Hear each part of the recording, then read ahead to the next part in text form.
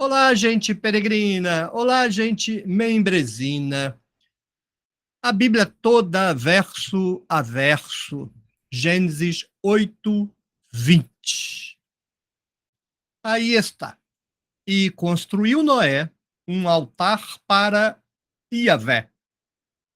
E tomou de todo o animal puro e de toda a ave pura e fez subir holocaustos no altar.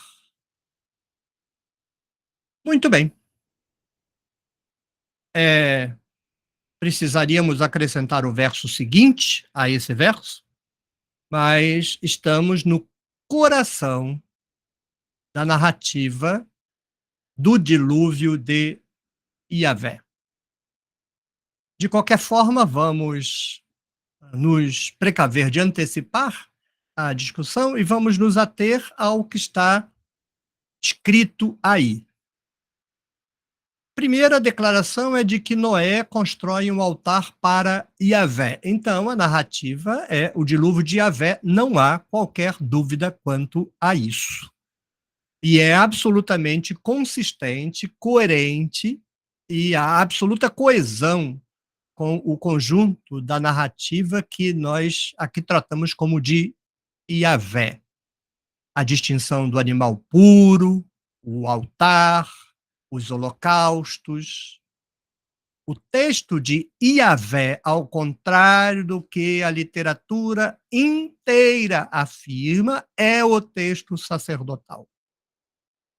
Altar, animal puro, ave pura e holocausto, olá, o principal sacrifício feito no Templo de Jerusalém. A chance desse texto não ser sacerdotal é nenhuma, zero. A chance desse texto ser pré-exílico é nenhuma, é zero.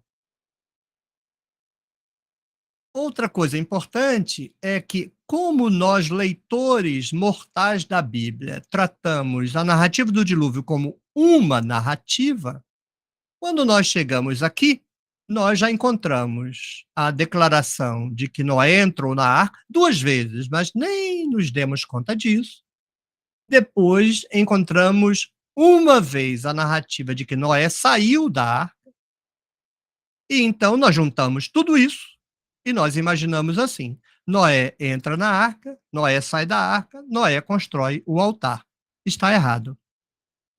Se nós nos ativermos ao texto, Noé entra 2 vezes porque são 2 narrativas.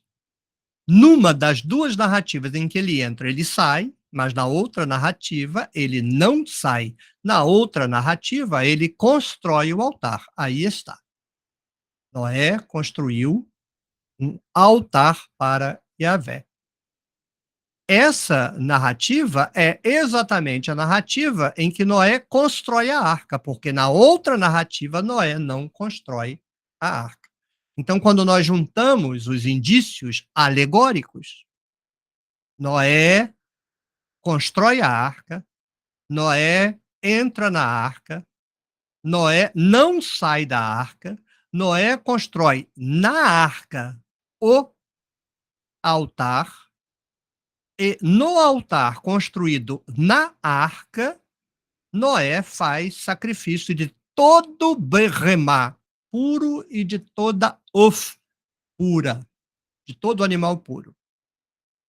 Esse texto é um texto sacerdotal e esse texto é uma alegoria teológica e política para o Templo de Jerusalém. Noé é o sumo sacerdote, sua família são o corpo sacerdotal, a arca é o templo, o altar é o altar, e os animais sacrificados são os sacrifícios exigidos pelo sumo sacerdote dos camponeses judaítas no Templo de Jerusalém. Uma outra questão é que agora fica claro por que a distinção entre animais puros e impuros e por que não pode ser a contagem de um casal. Porque Noé matou um animal de cada. Então, de todo animal puro, ele matou um. De toda ave pura, ele matou uma.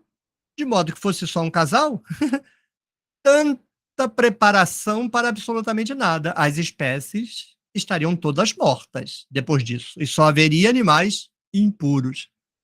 Por isso, vimos lá atrás que o redator vai colocar 2 casais de cada. Porque agora, Noé sacrificando um, ele certamente sacrificou um macho na imaginação, porque isso não é verdade, isso nunca aconteceu, mas na imaginação, você tinha 2 casais, 2 fêmeas, 2 machos. O que você faz? Você sacrifica um macho, fica um macho e 2 fêmeas. Então está resolvido.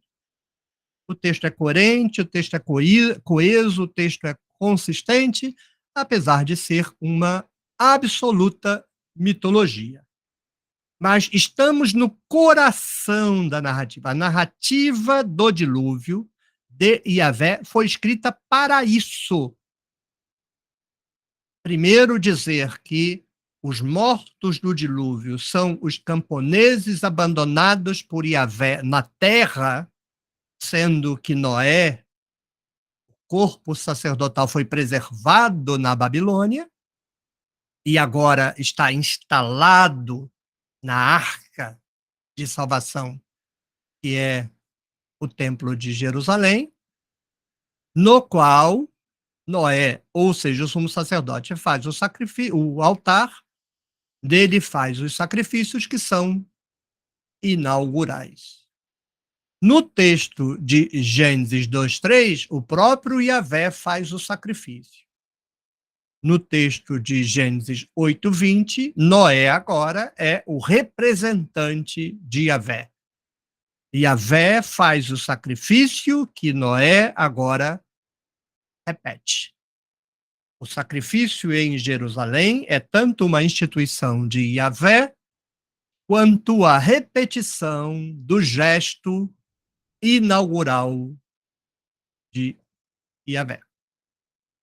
Aí está, insistirei sempre. As narrativas do dilúvio não são narrativas do dilúvio. As narrativas do dilúvio não têm por intenção contar historinhas do dilúvio. As narrativas do dilúvio não foram escritas para que os judeus conhecessem o dilúvio. Não. A narrativa do dilúvio foi instrumentalizada, no caso da narrativa de Yahvé, que é a que estamos avaliando nesse vídeo, para a alegoria político-teológica das circunstâncias históricas vividas no século V em Jerusalém. A destruição de Jerusalém é a rejeição de Yahvé dos camponeses como maus. O templo de Jerusalém é a arca salvífica de Deus, dentro da qual está o Noé de Deus, responsável por fazer o sacrifício, veremos no próximo verso, que garantirá que Yahvé não mate de novo todos os camponeses, que nos termos dessa teologia só merecem a morte. É um texto teológico violentíssimo que está na base de toda teologia cristã ocidental.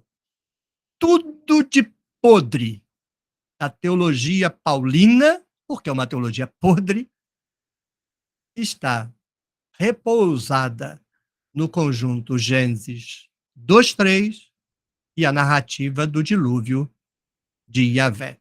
Libertar-se do jugo do cristianismo, da famosa teologia judaico-cristã, é libertar-se dessas duas narrativas. Gênesis 2:3 vá de retro e a narrativa do dilúvio de Yahvé vá de retro. Mitologia. Mas mitologia para controle teológico dos camponeses. E virou teologia para controle teológico de metade do planeta Terra, de metade da humanidade inteira. Se você gostou, clique no joinha, deixe o seu comentário, compartilhe o vídeo com sua rede de contatos, torne-se membro do clube de membros da Tenda do Necromante. Tchau, tchau. Até o próximo vídeo.